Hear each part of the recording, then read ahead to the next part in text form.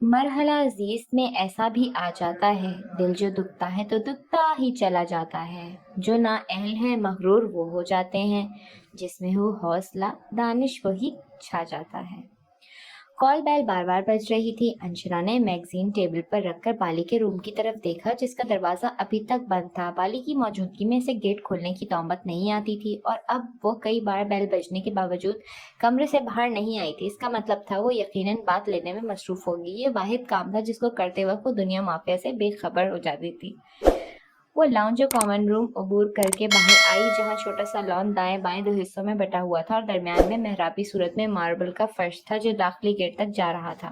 وہ جانتی تھی نانو واک کر کے واپس آ گئی ہیں، کیونکہ یہ ٹائم ان کی واپسی کا ہی تھا۔ وہ روز شام ڈھلے واک سے واپس آتی تھی۔ اس نے گیٹ کھولا اور سامنے کھڑے اس شخص کی سلگتی نگاہوں میں کچھ ایسی بات تھی کہ وہ بے اختیار الٹے قدموں پیچھے ہوئی تھی۔ آداب عرض کرتا ہوں، وہ مسکراتا ہوا آگے بڑھتے ہوئے بولا۔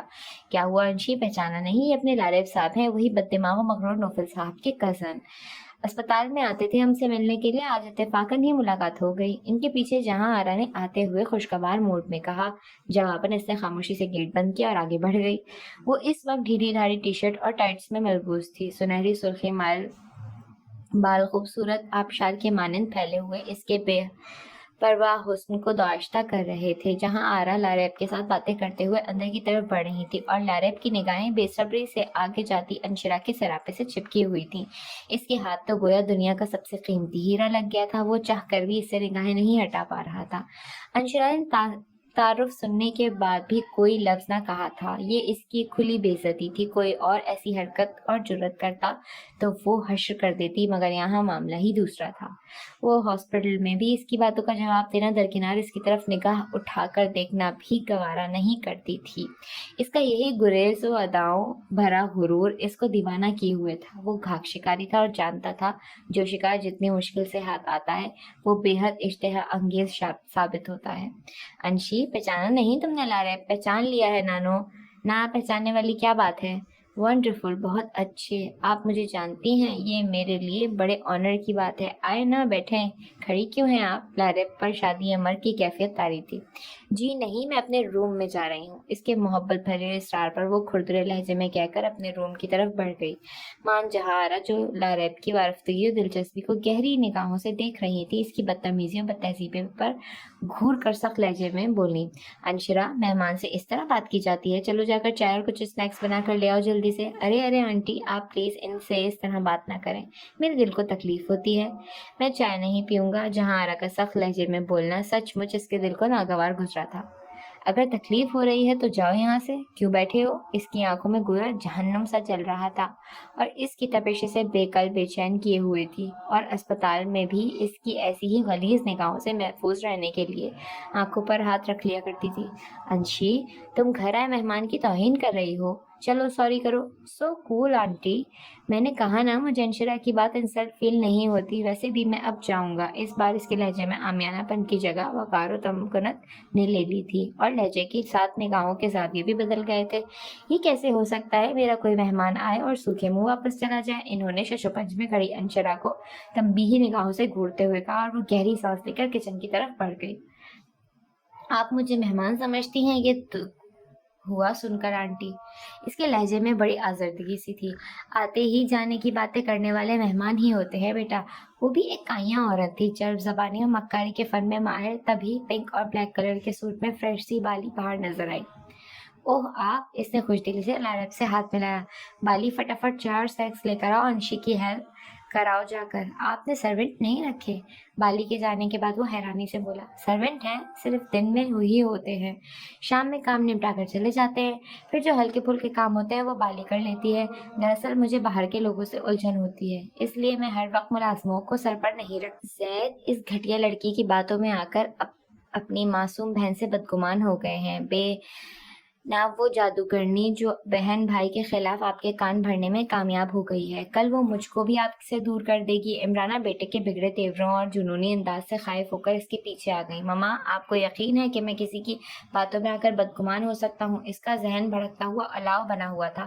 کمرے میں آ کر وہ بے قرار روح کی مانند ادھر ادھر چکراتا پھر رہا تھا۔ ایک پل، ایک لمحہ وہ بھول نہیں پا رہا تھا کہ کس قدر شدید پریشانی میں وہ سودا کے ساتھ مل کر اسے جگہ جگہ ڈھونڈ رہا تھا۔ سودا کی حالت وہ دیکھ رہا تھا۔ فکر و پریشانی سے اس کا شادابی رنگ سفید پڑ گیا تھا۔ خوف سے کانپتے اس کے بدن کی لرزش اس کی نگاہوں میں سے پوشیدہ نہ تھی۔ جو اس کے دل کی حالت تھی وہی سودا کے دل و جان کی حالت تھی۔ وہ بے آواز رو رہی تھی اور اس کی آنسو خشک تھے، لیکن کہیں اندر گہرائی میں اس کے بھی جل تھل لاڈلی و عزیز جان بہن کا اس طرح پراسرار طریقے سے غائب ہو جانا اس کی غیرت و حمیت پر تازیانہ برسا رہا تھا۔ اور گھر آ کر جس طرح وہ اپنی غیر موجودگی کا جواز پیش کیا تھا، وہ اسے جواز سے زیادہ جھوٹ محسوس ہوا تھا، اور جھوٹ و بے حیائی اس کے لیے قطعی طور پر ناقابل برداشت تھی۔ تبھی پہلی بار ماں کی باتوں پر بھی یقین نہیں آیا تھا، نہ مائدہ کو معاف کر سکا تھا۔ اس کی بات پر وہ بڑے تحمل بھرے انداز میں گویا ہوئی، پہلے میں کسی قیمت پر یقین نہیں کر سکتی، اور اب یقین آ گیا ہے آپ کو؟ آف کورس یقین نہ کرنے کی کوئی وجہ ہی باقی نہیں رہی۔ جس بہن کو بھی کبھی اف تک نہیں کیا، اس کو آج شک و شبے اور بے اعتمادی کی آگ میں جلتا چھوڑ کر آ گئے ہیں۔ پھر قریب آ کر نرمی سے کہنے لگی، ہری اب میرے ساتھ چلیں، منا لیں مائدہ کو، آپ کے سوا کون ہے اس کا؟ مدثر تو ہوتے ہوئے بھی نہیں ہے، آئیں ضد مت کریں۔ سوری ماما، میں نہیں جاؤں گا۔ پہلی بار ماں کی بات ماننے سے انکار کیا گیا۔ کیا مطلب ہوا اس بات کا؟ وہ تیوری چڑھا کر گویا ہوئی۔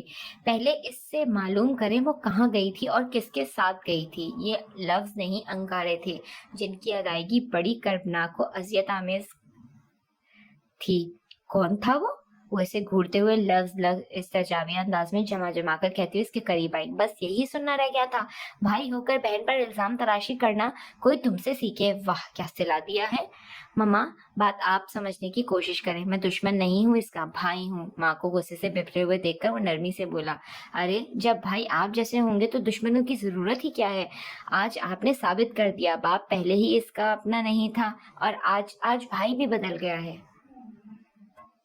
ماما ہرٹ نہ ہو، میری بات سمجھنے کی کوشش کریں۔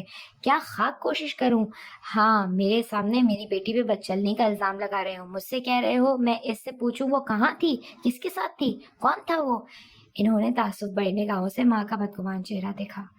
بہت اچھا ہوا، ہمارے ساتھ ایسا ہی سلوک ہونا چاہیے تھا۔ بہت ناز تھا ہم ماں بیٹی کو آپ پر کہ آپ کے ہوتے ہوئے ہم پر کوئی انگلی نہیں اٹھائے گا، کوئی میلی نگاہوں سے نہیں دیکھے گا، لیکن آج ساری خوش فہمی ہوا ہو گئی، سارا فخر و غرور مٹی بن کر جھڑ گیا۔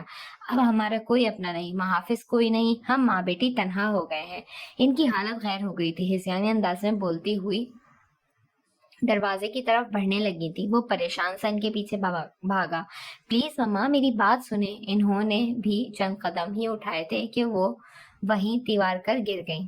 بڑا ویران موسم ہے، کبھی ملنے چلے آؤ، ہر ایک جانب تیرا غم ہے، کبھی ملنے چلے آؤ، ہمارا دل کسی گہری جدائی کے بھنور میں ہے، ہماری آنکھ بھی نم ہے، کبھی ملنے چلے آؤ، میرے ہمراہ اگرچہ دور تک لوگوں کی رونق ہے، مگر جیسے کوئی کم ہے، کبھی ملنے چلے آؤ، تمہیں تو علم ہے میرے دل وحشی کے زخموں کا، تمہارا وصل مرہم ہے، کبھی ملنے چلے آؤ، اندھیری رات کی گہری خاموشی اور تنہا دل، دیے کی لو بھی مدھم ہے، کبھی ملنے چلے آؤ، تمہارے روٹھ جانے سے ہم کو ایسا لگتا ہے مقدر ہم سے برہم ہے، کبھی ملنے چلے آؤ، ہواؤں اور پھولوں کی خوشبو بتاتی ہے تیرے ملنے کا موسم ہے، کبھی ملنے چلے آؤ، تازہ گلاب کی مہک اگر بتیوں کی خوشبوؤں کے ساتھ ہم آہنگ ہو کر شہر خاموشہ کی اداس فضاؤں میں پھیل کر ماحول میں سوگواری پیدا کر رہی تھی۔ اکرمہ کی لحد کے پاس یوسف صاحب اور نوفل فاتحہ خوانی کے بعد خاموش بیٹھے تھے۔ وائٹ کاٹن کے کرتا سوٹ میں ان کی سرخ و سفید چہروں پر اداسی و حزن پھیلا ہوا تھا۔ ماسی کی ریت سے ان کی آنکھیں سرخ ہو رہی تھیں۔ یوسف صاحب کو وہ دن آج بھی اچھی طرح یاد تھا۔ اس وقت وہ وزارت کے منصب پر فائز تھے اور بے حد مصروفیات کے باعث گھر والوں کو ذرا بھی ٹائم نہیں دے پا رہے تھے۔ کئی ہفتوں میں آتے جاتے سب سے صرف سلام دعا ہوتی، پھر ایک عرصے بعد ان کو وہ دن گھر میں گزارنے کا موسم کی خرابی کی وجہ سے موقع مل گیا تھا۔ کھانے سے فارغ ہو کر وہ اپنے کمرے میں آ گئے تھے کہ موقع سے فائدہ اٹھا کر لمبی نیند سونے کا ارادہ کرتے ہوئے باتھ روم کی طرف بڑھے تھے۔ نائٹ سوٹ میں ملبوس ہو کر باہر آئے تو خیال آیا کہ آج نوفل کو اپنے ساتھ سلائیں۔ بزی روٹین نے ان کو بھی اس سے دور کر دیا تھا۔ ملازم دودھ کا گلاس لے کر وہاں آیا تو انہوں نے اسے نوفل کو لانے کو کہا۔ چند لمحے کھڑے ہو کر کھڑکی سے باہر آتے طوفان کو دیکھ رہے تھے۔ طوفانی بارش پوری شدت سے برس رہی تھی۔ دروازے پر ہونے والی دستک کی آواز سن کر کھڑکی کے پردے برابر کرتے ہوئے وہ پلٹے تو اندر آتے اکرما کو دیکھ کر شفقت سے مسکراتے ہوئے آگے بڑھ کر کاندھے سے لگے سوئے نوفل کو لے کر سینے سے لگا کر بولے، میں نے ملازم کو بھیجا تھا، آپ نے کیوں تکلیف کی؟ میں نے سوچا اسی بہانے کچھ آپ سے گپ شپ بھی ہو جائے گی۔ ایک عرصہ ہو گیا ہے آپ سے دل کی بات کہے ہوئے۔ وہ وہاں رکھے صوفے پر بیٹھا ہوا خاصا بے تکلف انداز میں گویا ہوا۔ شور وائی ناٹ۔ انہوں نے نوفل کو بہت احتیاط سے بیڈ پر لٹایا تھا، پھر اس کی پیشانی چوم کر کمبل ڈال کر اکرما کے روبرو آ کر بیٹھ گئے۔ بھائی صاحب کیسا لگ رہا ہے آپ کو مانیٹر کی کرسی پر بیٹھ کر؟ میں فیل کر رہا ہوں کانٹوں بھر رستہ ہے یہ۔ ایک ذرا سی لرزش کئی لغزشوں کو جنم دینے کو ہر پل تیار رہتی ہے۔ وہ مسکرا کر گویا ہوئے تھے، پھر کیوں اس دشت خار میں سرگرداں ہیں؟ چھوڑ دیں، خیر آباد کہہ دیں، بابا ہمارے لیے ایک وسیع جائیداد چھوڑ کر گئے ہیں۔ پیسہ میرا ایشو نہیں ہے یار، میں لوگوں کے لیے کچھ کرنا چاہتا ہوں۔ یہاں لوگوں کو جب میں بنیادی حقوق سے محروم دیکھتا ہوں تو میرے دل پر ضربیں لگتی ہیں۔ ظالم حکمرانوں کی بے حسی و بے ضمیری کے باعث عوام کیڑے مکوڑوں کی مانند زندگی گزارنے پر مجبور ہو گئے ہیں، اور اس کٹھن وقت میں میری زیادہ سے زیادہ لوگوں کو ہر ممکن سہولیات دینے کی کوشش ہوتی ہے۔ ان کے لہجے میں حالات کے ستائے لوگوں کا درد تھا۔ سوری بھائی صاحب، یہ مجھے یاد ہی نہیں رہا کہ آج آپ کو ریسٹ کرنے کا ٹائم ملا ہے۔ آپ ریسٹ کریں، میں جا رہا ہوں۔ اس کے خیال آتے ہی وہ اٹھ کھڑا ہوا تھا۔ وہ بھی اٹھتے ہوئے استفسار کرنے لگے، اٹس اوکے، میں ریسٹ کر لوں گا۔ آپ کوئی بات شیئر کرنے آئے تھے؟ وہ کیا بات تھی؟ انہوں نے بھائی کے وجیح چہرے پر نگاہیں ڈالتے ہوئے کہا، اور ان کو وہ پہلے سے کمزور اور پسر مردہ دکھائی دیا تھا۔ اکرما، کوئی سیریس معاملہ ہے؟ آپ اتنے ویک ہو رہے ہیں، کیا بیمار ہیں؟ وہ خاصے پریشان ہو گئے تھے۔ ارے نہیں بھائی صاحب، میں ٹھیک ہوں، مسکرا کر تسلی دی۔ میری آنکھیں دھوکہ نہیں کھا سکتی، سچ سچ بتائیں کیا بات ہے؟ آپ بلا وجہ فکر مند ہو رہے ہیں۔ میں بالکل تندرست و توانا ہوں، صرف ایک ٹینشن تھی کہ میرے جانے کے بعد نوفل کا کیا ہوگا۔ آپ کے جانے کے بعد کہاں جا رہے ہیں آپ؟ اکرما کا لہجہ بے حد عجیب سا تھا۔ یوسف صاحب کو لگا جیسے ان کا دل کسی نے مٹھی میں جکڑ لیا ہو۔ وجود زندگی سے خالی محسوس ہوا تھا۔ کہاں جانے کی باتیں کر رہے ہیں؟ میرے دل کی حالت بڑی دگرگوں ہو رہی ہے، پلیز اکرما میرے دل کو گھائل نہیں کرو، سچ بتائیں کہاں جا رہے ہیں؟ انہوں نے آگے بڑھ کر اسے لپٹاتے ہوئے کہا، کسی ایسی سرزمین پہ جانے کا ارادہ رکھتا ہوں جہاں سکون ہی سکون ہو۔ انہیں محسوس ہوا اس کی آواز بھیگی ہوئی ہے کسی دکھ سے بوجھل بھی۔ یہ سوچ کر پریشان تھا کہ نوفل کس کے پاس رہے گا، لیکن آپ کی محبت دیکھ کر یقین ہو گیا ہے نوفل کو کبھی میری کمی محسوس نہیں ہوگی۔ آپ جہاں جانا چاہتے ہیں چلے جائیں، اس وعدے کے ساتھ کہ جلد لوٹ کر آئیں گے، اور نوفل کی فکر ہرگز کرنے کی ضرورت نہیں۔ نوفل میرے سینے میں دھڑکتے دل کی طرح قریب رہے گا، ویسے بھی وہ میری جان ہے۔ انہوں نے بیڈ پہ سوئے ہوئے نوفل پر بڑی پیار بھری نظر ڈالتے ہوئے کہا، تھینکس بھائی صاحب۔ وہ پوری شدت سے ان سے لپٹ گیا تھا۔ آپ تو میری امیدوں سے بڑھ کر مہربان ثابت ہوئے ہیں، اب مجھے کوئی فکر نہیں ہے، بہت سکون سے جا سکوں گا۔ مجھے نہیں بتائیں گے کہاں جا رہے ہیں؟ وہ علیحدہ ہوتے ہوئے پوچھ رہے تھے۔ بتاؤں گا، بہت جلد آپ کو بھی معلوم ہو جائے گا۔ شہوانہ ساتھ نہیں جائیں گی آپ کے؟ نہیں، شہوانہ کی دنیا الگ ہے اور میری الگ، مجھے تنہا ہی جانا ہوگا۔ وہ بڑبڑا کر رہ گیا تھا۔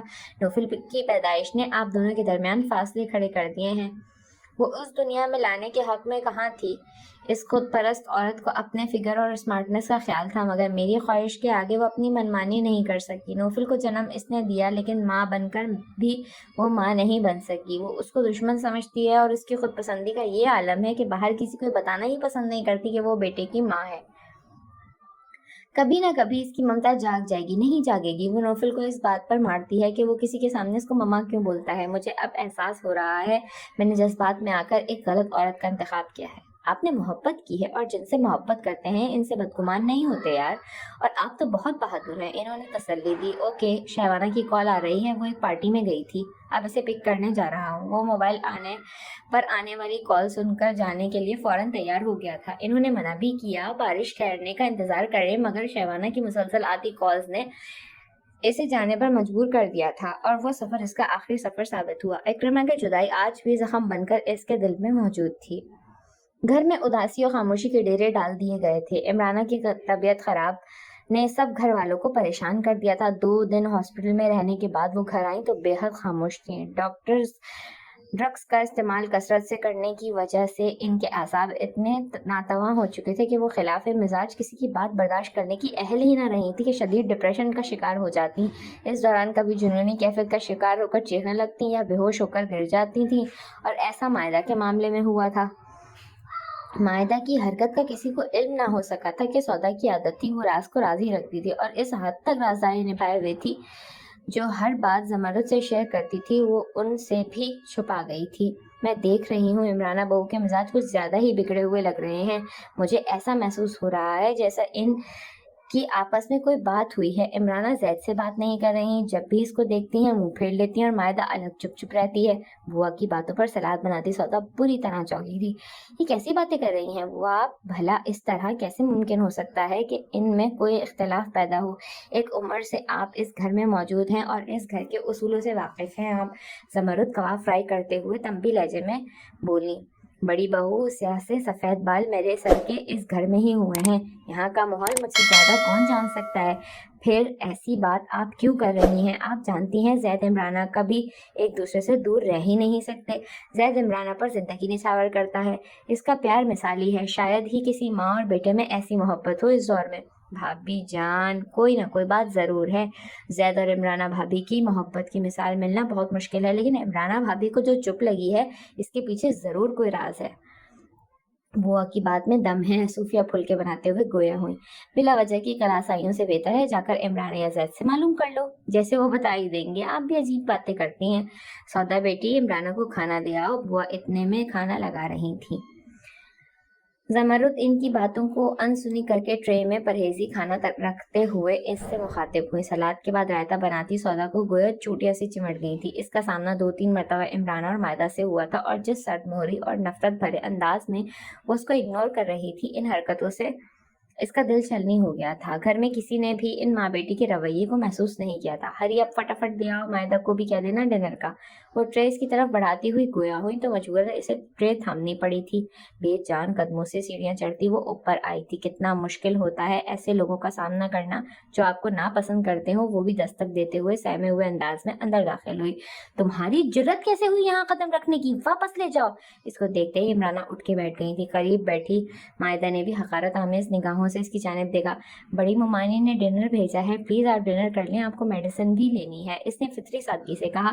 بس بس، میرے سامنے تمہاری یہ مکاری نہیں چلے گی۔ تم نے جو مائدہ کے لیے آگ بھڑکائی ہے، یاد رکھو اس آگ میں ایک دن تم بھی جلا دی جاؤ گی۔ اپنے لیے قبر تم نے خود ہی کھودی ہے لڑکی۔ نفرت و سنگدلی کی انتہا انسان کو انسانیت سے گرا دیتی ہے۔ واپس لے جاؤ یہ کھانا۔ تمہارا کیا بھروسہ تم نے اس میں زہر ملا دیا ہو تو تم ویسے بھی ہماری دشمن ہو، مائدہ منہ بنا کر بولی۔ چلو پہلے ان ڈشوں میں سے ایک ایک چمچ کھاؤ ہمارے سامنے۔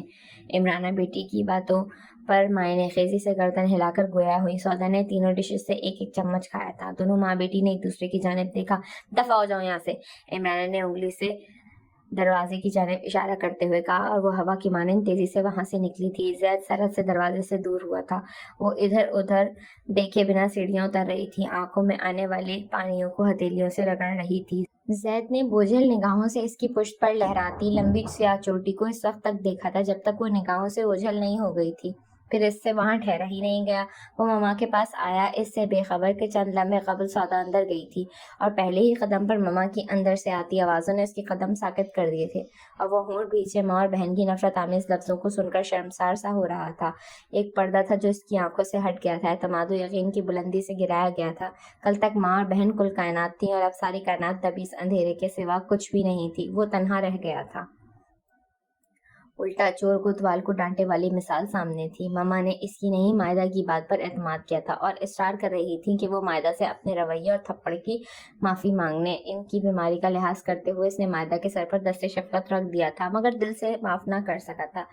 یہی انداز عمرانہ کو پسند نہیں آیا تھا اور وہ اس سے بات نہیں کر رہی تھی۔ زمرد سے فرمائش کر کے اس نے یخنی پلاؤ اور اسٹیم روسٹ کروایا تھا، مگر ماں اور بہن کے بدصورت و کریہ رویوں نے بھوک ایک دم اڑا دی تھی۔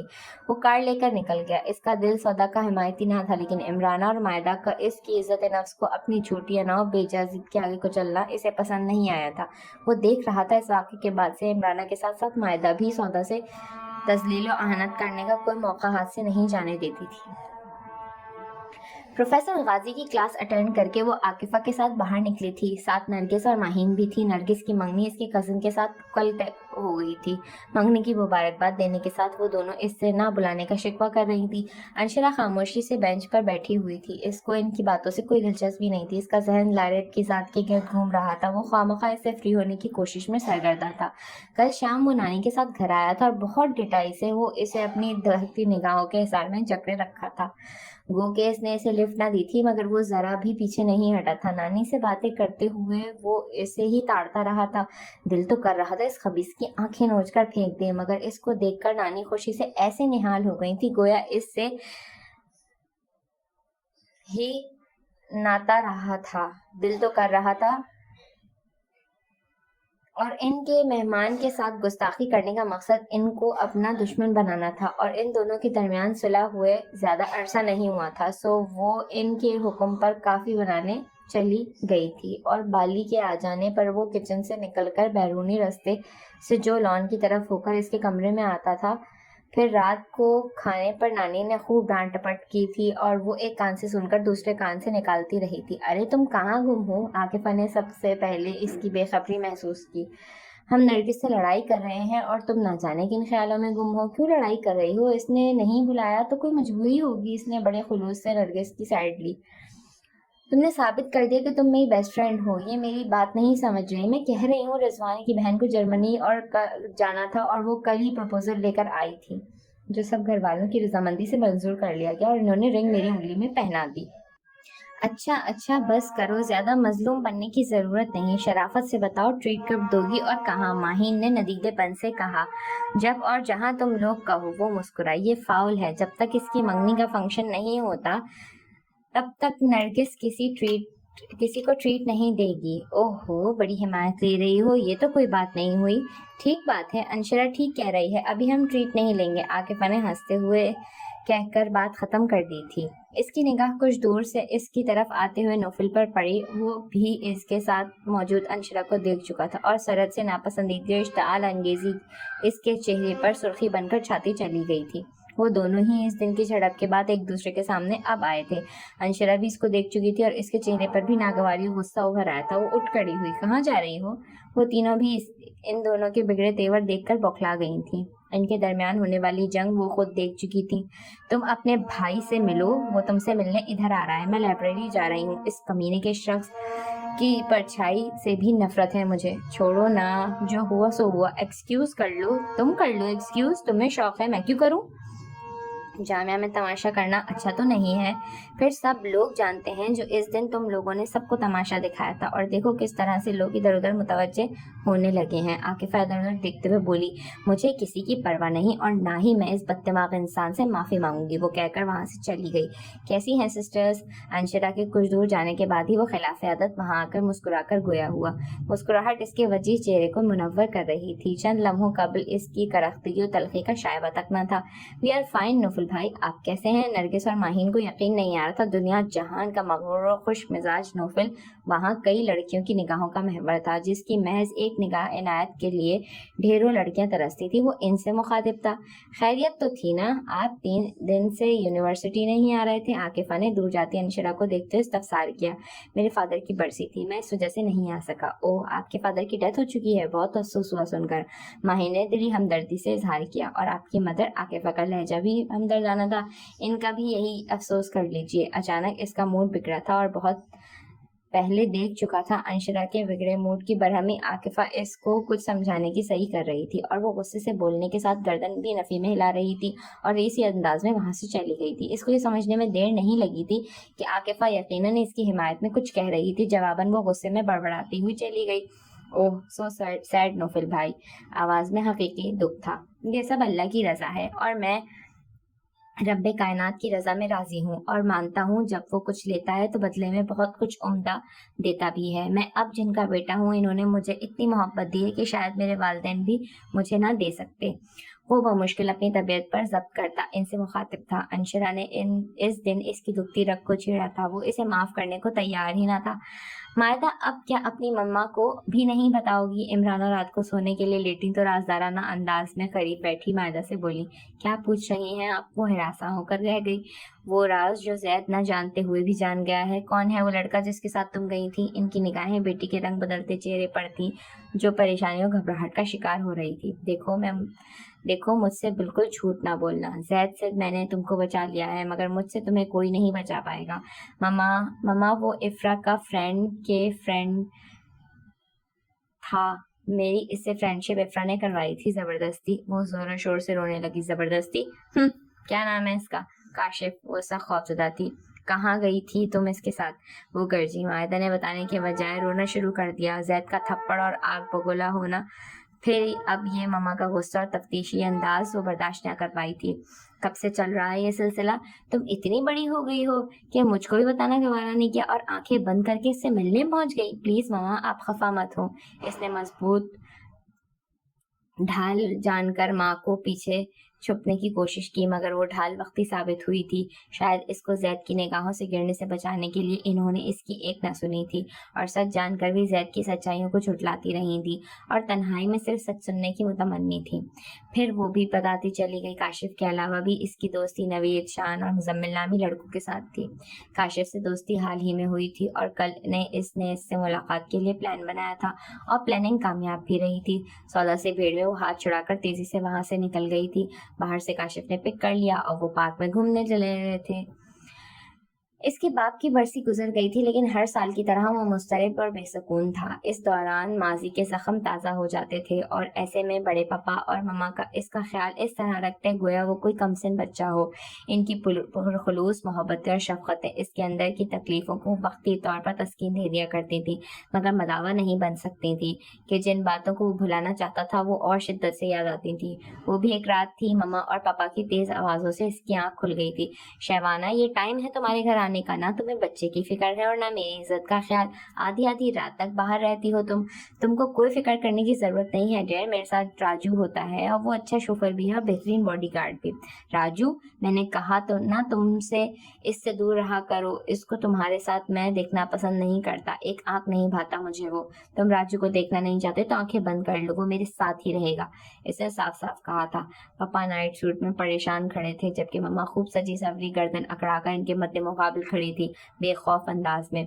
वो 2 कौड़ी का मुलाजिम तुम्हें इतना भाग गया कि तुमको मेरी भी परवाह नहीं रही। Shame on you शहवाना, shame on you. मुझे नहीं मालूम था तुम इतना गिर जाओगी।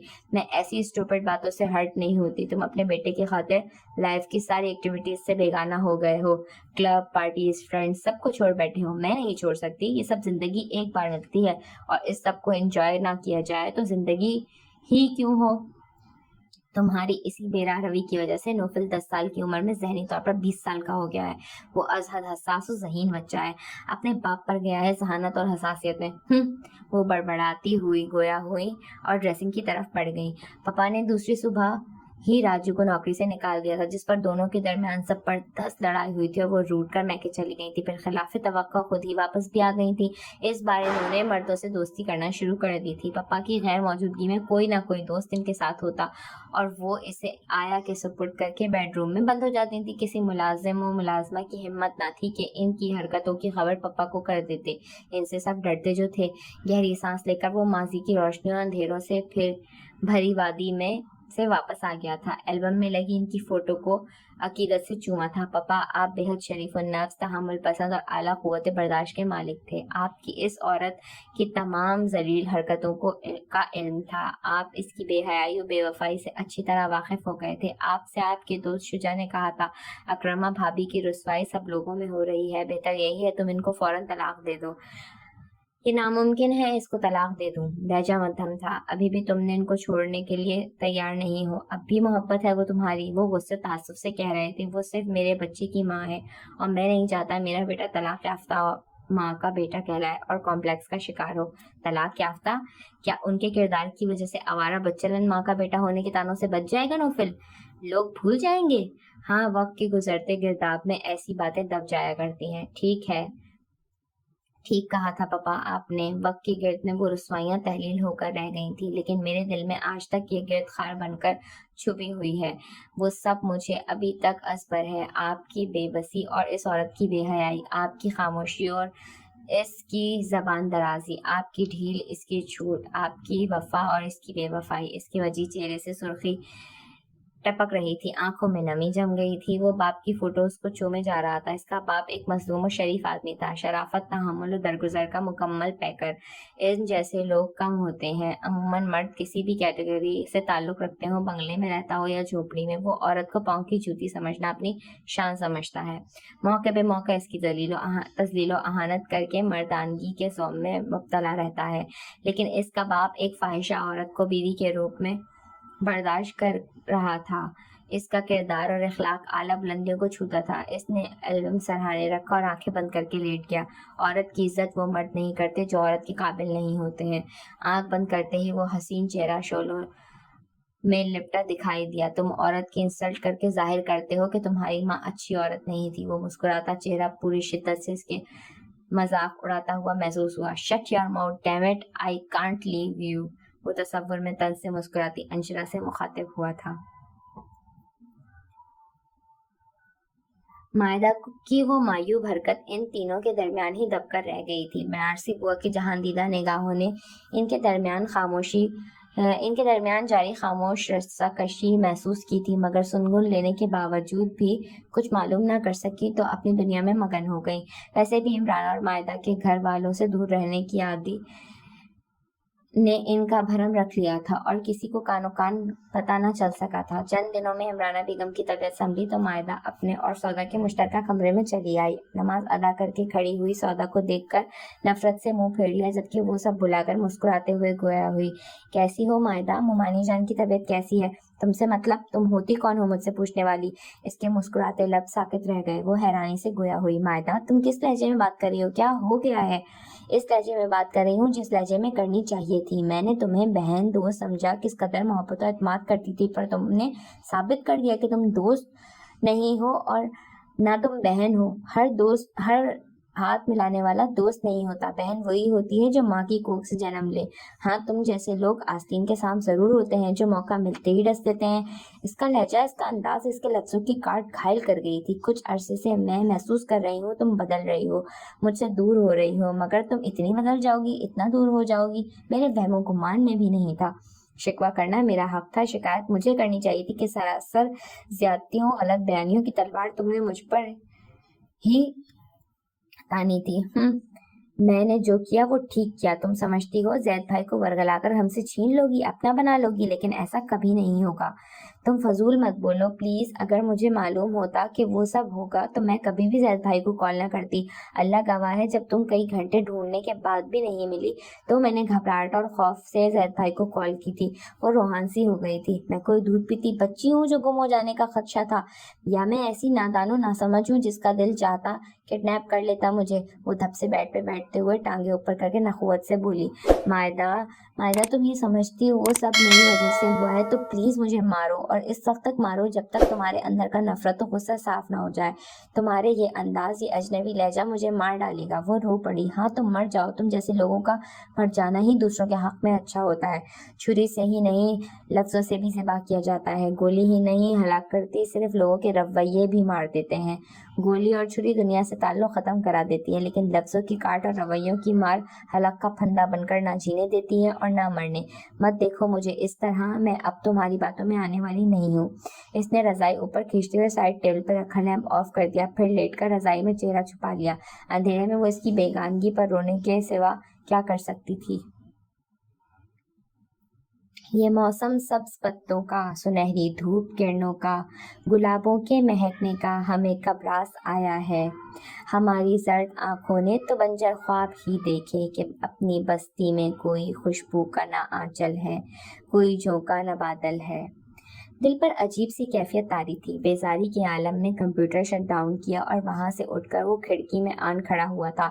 सामने लॉन में माली पौधों को पानी दे रहा था। खूबसूरत दायरे में लगे सूरजमुखी के जर्द फूलों सब्ज पत्तों के दरमियान में दिल फरेब लग रहे थे और इसे लगा इन जर्द फूलों में यासियत है, एक पुरसोज सा हुस्न इन जर्द फूलों में पिन्हा है। वो खिड़की से हटकर चेयर पर आकर बैठ गया। इसे लगा इसके अंदर की उदासी हर शय पर गालिब आ रही है। ये उदासी और बेचैनी परेशानी कई दिनों से बेकल किए हुए थी। ममा के खातिर वो मायदा को माफ़ कर तो चुका था, लेकिन इसकी हमियत और गैरत इज़्तिराब और कर्ब में मुब्तला किए हुए थी। बेचैनी से फरार हासिल ना हुआ था, बेयकीनी रफ़ा ना हुई थी। मुसद्दात इस पर ममा का सौदा के खिलाफ नाजेबा अल्फाज का इस्तेमाल करना, वो मुसलसल सौदा को उसके साथ इन्वॉल्व करती रही थी और वो उलझनों का शिकार हो रहा था। और इसके लिए ये बात बिल्कुल मुश्किल तरीन थी कि इसको ममा का सौदा से के मुतालिक वो सब कहना अच्छा नहीं लग रहा था। ये बेहद हैरान कुन और तहय्युर आमेज़ एहसासात थे। ऐसा क्यों हो रहा था? अब बुरा महसूस क्यों होता था? ममा बचपन से इसकी बुराइयां करती थी और इसको कभी महसूस नहीं हुआ था कि ममा गलत कह रही हैं या ममा को ऐसा नहीं कहना चाहिए। अब एक मुद्दत बाद वो क्यों बागी सा होने लगा था? शायद इस दिन मायदा की गुमशुदगी के बायस इसकी दिगरगूं हालत पे बेतहाशा बहते आंसुओं ने इसकी सरदमौरी बेगानगी को ज़ायल कर दिया था, या इससे भी कबल बरसात की एक रात इसके जलते नैना हर इससे भरी अखियां किसी अनजानो मजबूत जज्बों से मरबूत होकर रह गए थे। मां ने इंटरकॉम पर प्यून ने जुनैद के आने की इत्तला दी थी। खैरियत तो है मियाँ? प्यून बता रहा है आजकल बहुत तन्हाई पसंद हो गए हो, किसी से मिलना पसंद नहीं करते, हर वक्त खोए खोए बेजार से रहते हो, सामने बैठते ही हो एक सांस में क्या गया। ये बकवास प्यून ने की है तुमसे? इसकी पेशानी शिकन आलूद थी। अरे इसकी क्या मजाल जो वो ऐसा वैसा कुछ कह दे, ये तो मैं कह रहा हूँ। एनीवेज गलत भी नहीं कह रहा था। तुम्हारा चेहरा बता रहा है तुम डिप्रेस्ड हो। क्या बात है, क्यों इस कदर अपसेट दिखाई दे रहे हो? इसकी शो की संजीदगी और तफक्कुर में बदल गई। नथिंग स्पेशल, आजकल हार्ड वर्किंग की वजह से नींद पूरी नहीं हो पा रही, इसलिए लेजी लग रहा हूँ। वो धीमे से मुस्कुराया। कभी दिल के भेद भी शेयर कर लिया करो, हमेशा छुपा जाते हो गैरों की तरह। आई एम फाइन, तुम इस तरह परफॉर्म नहीं किया करो। मुझे दादी अम्मा याद आने लगती हैं। वो दोनों आराम से सोफे पर बैठ गए थे। हाउ फनी, तुम्हें सब याद आते हैं फकत मेरे। वो गुस्सा हुआ था। मुझे मोहब्बत में दिखावे का कायल होना अच्छा नहीं लगता। अच्छा, तभी आज तक मुझे मालूम ना हो सका तुम किससे मोहब्बत करते हो। चलो अब तो बताओ कौन है वो खुशनसीब। इसकी रगे शरारत फड़क उठी थी। तुमसे कितनी बार कहा है मैं इन खराफात का कायल नहीं हूँ। वो सख्त लहजे में झड़क कर गोया हुआ। मोहब्बत खुद को कायल कर लेती है, तुमको मुशक्कत करने की जरूरत नहीं। चाय कॉफी सॉफ्ट ड्रिंक क्या लोगे? वो गलत वक्त पर आया था। वो आजकल अजीब तूफानों की जद पर था और वो अगर इसकी आंखों में झांक लेता तो सब इस पर आया हो जाने में वक्त नहीं लगना था। दिल राज छुपा लेता है, आंखें ऐसा ज़र्फ कहाँ रखती हैं। और ये वो राज थे जिनको मानने के लिए वो भी अभाम का शिकार था। फ्रेश लाइम जूस मंगवाओ, वो इसकी तरफ शिकायती अंदाज में देखता हुआ बोला।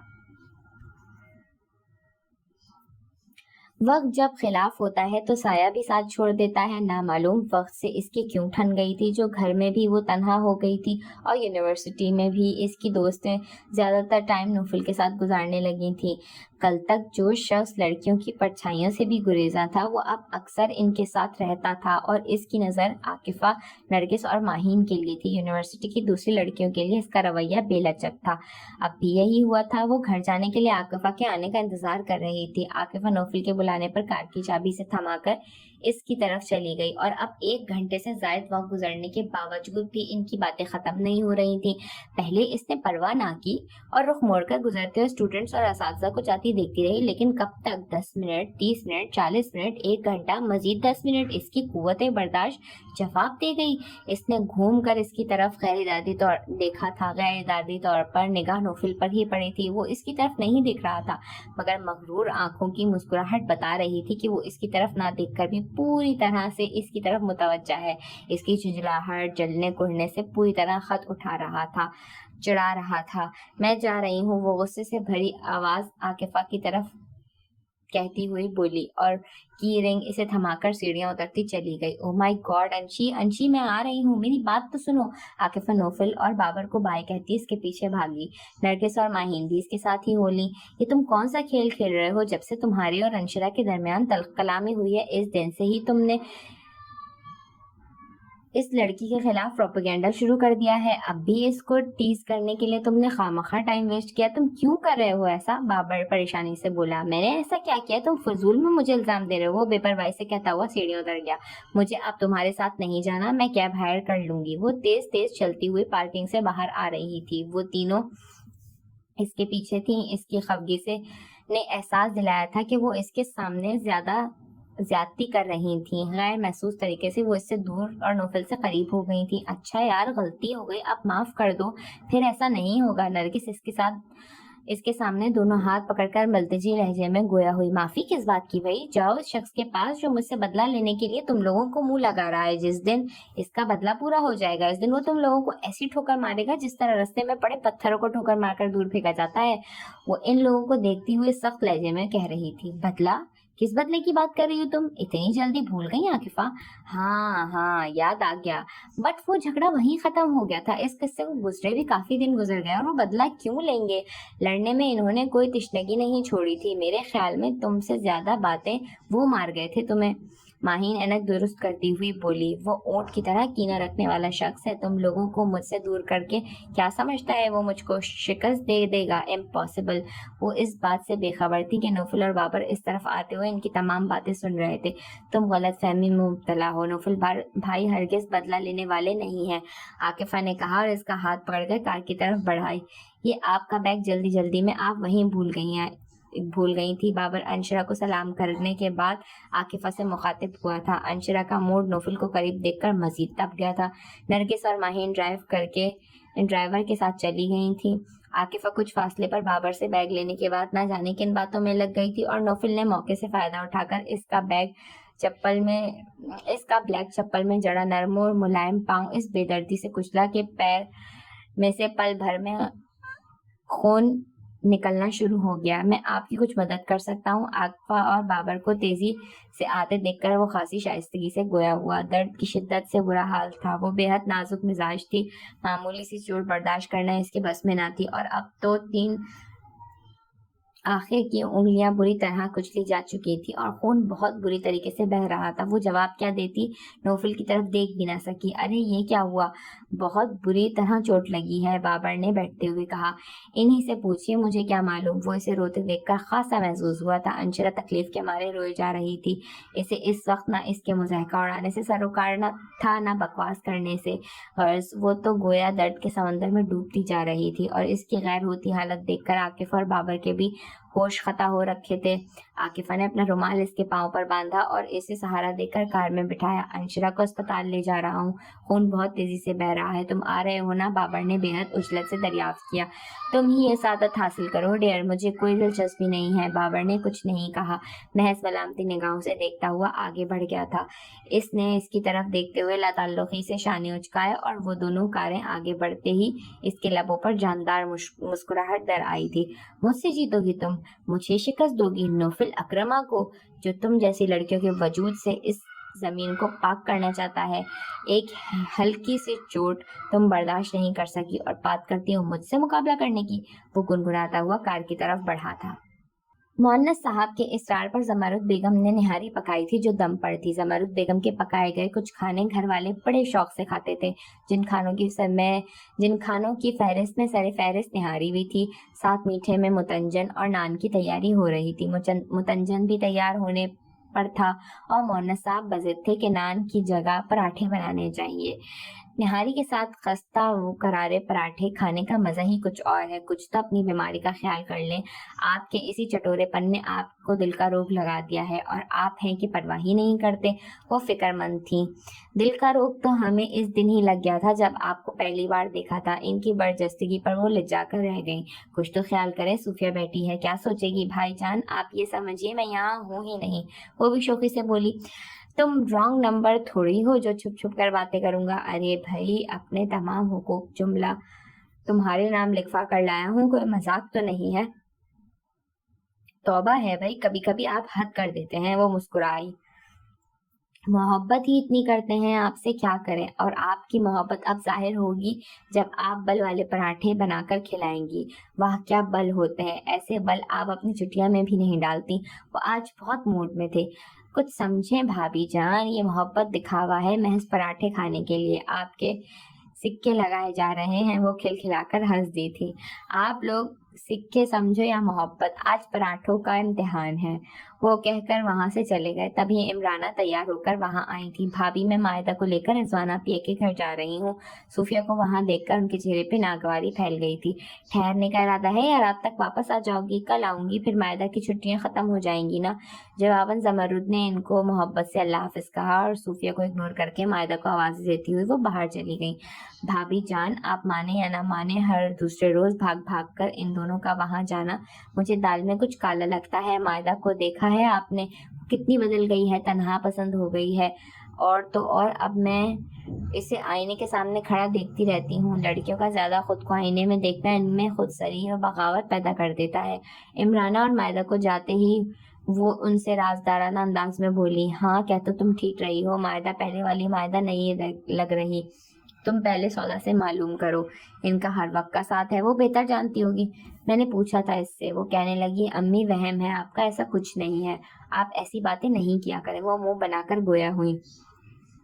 شاید ایسی ہی بات ہو صوفیہ، تمہاری کسی بھی بات سے مجھے اختلاف نہیں ہے کہ اس عمر میں لڑکیوں کو دیکھ بھال کی بہت احتیاط اور گہری نگاہوں سے کرنی پڑتی ہے، پھر ہمارے بچوں کو نگہداشت کی زیادہ ضرورت ہے۔ خیر سودا پر اعتماد ہے، وہ مائدہ کو کوئی غلط قدم نہیں اٹھانے دے گی۔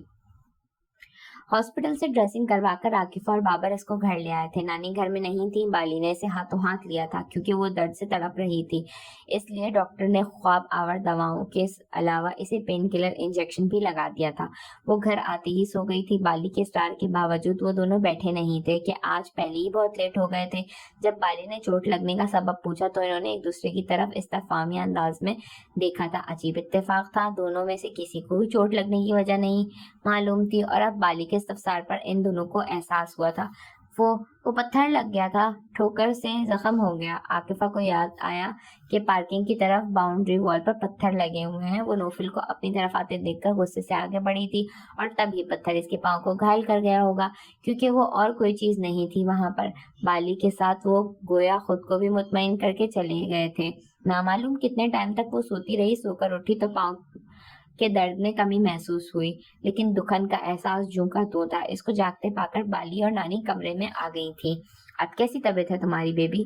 بالی نے اسے آ کر لیٹ گئی تھی۔ کیسے لگ رہے ہیں؟ لگ گیا پتھر؟ نانی اس کا گال سہلا کر گویا ہوئی۔ پتھر؟ نانی کی بات پر اسے حیرانی ہوئی۔ عاقفہ بتا رہی تھی تمہارے پاؤں میں پتھر سے ٹھوکر لگی ہے۔ پتھر؟ ہاں پتھر نہیں، گھائل کیا ہے۔ وہ ایک پتھر ہی تو ہے۔ اس کی نگاہوں میں وہ منظر اثر نو تازہ ہو گیا تھا۔ کیا کہہ رہی ہو؟ ذرا زور سے کہو بیٹا۔ یہ دواؤں کے زیر اثر شام سے سو رہی ہے، اب رات کے 10 بج رہے ہیں، میں کھانا یہیں لے آتی ہوں، تم کو بھوک لگ رہی ہوگی۔ بالی کھانا لینے چلی گئی، پھر الٹے قدموں واپس آئی تھی۔ ماسی لاریب صاحب آئے ہیں، وہ پوچھ رہے ہیں آپ کا، جا کر کہہ دو اس سے نانی گھر میں نہیں ہے، واپس چلا جائے۔ نانی کے بولنے سے قبل ہی وہ منہ بنا کر کہہ گئی، ان سے جا کر کہو آ رہی ہوں۔ انشرا کا دماغ خراب ہی رہتا ہے۔ دماغ خراب ہی ہوگا نانو، آپ جب کسی غیر کی خاطر مجھے تنہا چھوڑیں گی، آپ کو میری نہیں دوسروں کی فکر رہتی ہے۔ جب غیر اپنوں سے زیادہ فکر کریں گے تو غیروں کی ہی فکر ہوگی، اور تم اپنی مرضی سے تنہا ہوئی ہو، وگرنہ تمہاری تنہائی بھی دور کرنے کے لیے کسی کی کمی نہیں ہے۔ ایک بار اپنے خول سے باہر تو نکلو۔ جب میرے اپنے لوگوں کے لیے ہی میرے پاس ٹائم نہیں ہے تو پھر میں غیروں کا سہارا کیوں لوں اپنی تنہائی دور کرنے کے لیے؟ وہ سر جھٹک کر بولی۔ ماسی کیوں بحث کرتی ہو؟ دیکھ رہی ہو نا یہ کتنی تکلیف میں ہے۔ ہمیشہ کی طرح بالی نے تڑپ کر اس کی حمایت کی۔ اوہ تکلیف، عورت تو نام ہی درد و تکلیف کا ہے۔ اس ننھے سے زخم سے کیا ڈرا رہی ہو مجھے؟ عورت کو نامعلوم کیسے کیسے درد و تکلیف کے مراحل سے گزرنا پڑتا ہے، جہاں ایسے زخموں کی کوئی اوقات نہیں ہوتی۔ وہ بڑبڑاتی ہوئی چلی گئی تھی۔ تمہیں کیا ضرورت تھی اس کمینے کو اندر لانے کی؟ باہر سے ہی واپس بھیج نہیں سکتی تھی؟ جب دیکھو منہ اٹھا کر ادھر ہی چلا آتا ہے۔ دل کی ساری بھڑاس بالی پر ہی نکالی۔ اس نے مجھے بولنے کا موقع ہی نہیں دیا، گیٹ کھلتے ہی اندر چلا آیا۔ ویسے بھی ماسی کا بہت سر چڑھا ہے۔ جواباً وہ کچھ کہے بنا ہی آنکھوں پر بازو رکھ کے لیٹ گئی۔ اچھا تم اب کوڑتی مت رہنا، ماسی کی عادت کا معلوم ہے نا، اگر ان کے مہمانوں کو برا کہہ دیا جائے تو وہ برداشت نہیں کرتی۔ بڑی بہن کے انداز میں بالی نے پیار سے اس کو سمجھایا۔ اوکے جاؤ تم، مہمان کی مہمان نوازی میں دیر نہیں ہونی چاہیے، دیر ہو گئی تو نانو چیخنے لگیں گی۔ وہ آہستگی سے گویا ہوئی اور سوچ لیا تھا کہ وہ نوفل کو تماشا بنا دے گی۔ زید کو عمرانہ اور مائدہ کا رضوانہ خالہ کے گھر جانا بالکل پسند نہ تھا، مگر ماں کے خیال سے وہ اپنی اکلوتی بہن سے مل کر خوش ہوتی تھی، وگرنہ وہ کسی سے ملنا ہی گوارا نہ کرتی تھی۔ ان کی محبت میں وہ سب برداشت کر سکتا تھا، لیکن اب اسے یقین ہو گیا تھا کہ مائدہ کے اصل بگڑنے کی وجہ رضوانہ خالہ کی بیٹیاں ہی تھیں۔ وہ شروع سے سودا کے ساتھ رہتی آئی تھی اور اس کی طرح سادہ اور معصوم تھی، اور جب سے اس نے خالہ کے گھر جانا شروع کیا تھا وہ ان کے چلن میں چلنے لگی تھی۔ عروہ کی بولڈنس اس کی زد میں رہا تھا۔ افرا اسے کم کم ملا کرتی تھی، مگر جب ملا تھا وہ اسے آزاد و بے باک لگتی تھی، اور وہ سوچ رہا تھا کہ یہ سب دیکھ کر اور جان کر بھی اس نے مائدہ کو وارن کیوں نہیں کیا۔ اگر وہ اس کو پہلے ہی اس حد سمجھا دیتا تو نہ اس کی معصومیت پر انگلی اٹھتی، نہ اس کی حمیت کو تازیانے لگتے۔ اور آج بھی وہ خالہ کے گھر گئی ہوئی تھی اور اس کے اندر جوار بھاٹا اٹھ رہا تھا۔ شاہ زیب اپنا کورس مکمل کر کے آ چکا تھا۔ آتے ہی تحفوں کا انبار اٹھائے وہ وہاں چلا آیا، سب سے بڑے تپاک سے ملا تھا اور اس سے بھی زبردستی گلے لگا، اور کتنی دیر لگا ہی رہا۔ اٹس اوکے، وہ اس سے علیحدہ ہوتا ہوا سنجیدگی سے بولا۔ بھائی یہ آپ کے لیے گفٹس ہیں اور یہ چھوٹی ماما اور مائدہ کے لیے۔ پلیز ایسی کسی چیز کی قطعی ضرورت نہیں ہے، ان کو واپس لے جاؤ۔ ان کے نرم لہجے میں اچانک ہی سختی آ گئی تھی۔ پلیز بھائی، میں بڑی محبت سے لایا ہوں، تمہاری محبتوں کی یہاں ضرورت ہے نہ گنجائش، لے جاؤ بھائی، میرے اچھے پیارے بھائی، میں بڑی محبت سے لایا ہوں۔ وہ اس سے لپٹ گیا، محبت سے اس کی پیشانی کو چوم لیا۔ خلوص و وفا کی مہک اس کے وجود سے اٹھ رہی تھی۔ وہ ایک بہت شناساسی حدت تھی جس نے اس کے دل کو نرم کر دیا تھا۔ یہ شاید اس خون کی کشش تھی جو ان کی رگوں میں گردش کر رہا تھا۔ میری بات سمجھو، محبت تحفوں کی محتاج نہیں ہوتی۔ وہ اسے علیحدہ کرتا ہوا مسکرا کر گویا ہوا اور اس کے قریب بیٹھ گیا۔ تحفہ بھی تو محبت ہی ہوتی ہے نا بھائی؟ میں لے لیتا ہوں، یہ واپس لے جاؤ۔ اس نے اپنے نام کے گفٹس اٹھائے اور آہستگی سے کہا، اور شاہ زیب نے بھی اصرار نہ کیا تھا کہ وہ بخوبی جانتا تھا عمرانہ اور مائدہ وہ تحفے قبول نہیں کریں گی۔ وہ ان کو وہاں سے گزرے وقت کی باتیں سنا رہا تھا، کیونکہ گھر کے سب افراد ہی وہاں آ کر جمع ہو گئے تھے۔ پرتکلف شام کی چائے کا اہتمام کیا گیا۔ صوفیہ اور بوا سب کو سرو کر رہی تھیں، اور وہ دل سے سب کے ساتھ بیٹھا تو کچھ دیر قبل دل پر چھائی اداسی خود بخود دور ہو گئی تھی۔ سودا چائے لے کر آئی تایا کے بعد اس نے مگ اس کی طرف بڑھایا تو اس نے اس کی طرف دیکھے بنا ٹیبل پر رکھنے کا اشارہ کر دیا، اور جب اس نے مگ شاہ زیب کی طرف بڑھایا تو اس نے مگ کے بجائے اس کا ہاتھ پکڑ لیا۔ سودا نے بے ساختہ اس کی طرف دیکھا اور اس کی آنکھیں لال ہونے لگی تھیں۔ تم سمجھتے کیا ہو خود کو؟ وہ کلاس لینے کے بجائے اس کے پاس چلی آئی تھی۔ نوفل نے اجنبی سے انداز میں اس کی طرف دیکھا۔ ہاں میں تم سے مخاطب ہوں، دیکھو تم نے میرے پاؤں کا کیا حال کر دیا ہے۔ یہ بہادری ہے تمہاری، وہ چیخ رہی تھی اور اسٹوڈنٹس وہاں جمع ہونے لگے تھے۔ یہ ایک معمولی سا اشارہ ہے تمہارے لیے تمہاری اوقات بتانے کے لیے کہ میرے سامنے تم ایک چونٹی سے بھی زیادہ حقیر ہو۔ میں جب چاہوں جہاں چاہوں تمہیں چونٹی کی طرح مسل کر پھینک سکتا ہوں۔ وہ درستگی سے اس کی طرف دیکھ کر دہاڑا۔ میری اوقات بتانے سے پہلے اپنے گریبان میں جھانکو اور بتاؤ ان لوگوں کو تم کس ماں کے بیٹے ہو۔ وہ ارد گرد پھیلے لوگوں کی طرف دیکھتے ہوئے طنز سے مسکرا کر بولی، دکھاؤ اپنی ماں کا آنچل جو گناہوں کے داغوں سے سیاہ ہے، میں تمہیں جان سے مار دوں گا۔ اس نے چیتے کی مانند چھلانگ لگا کر اس کی گردن دبوچ لی تھی اور ساتھ ہی دبانے بھی لگا تھا۔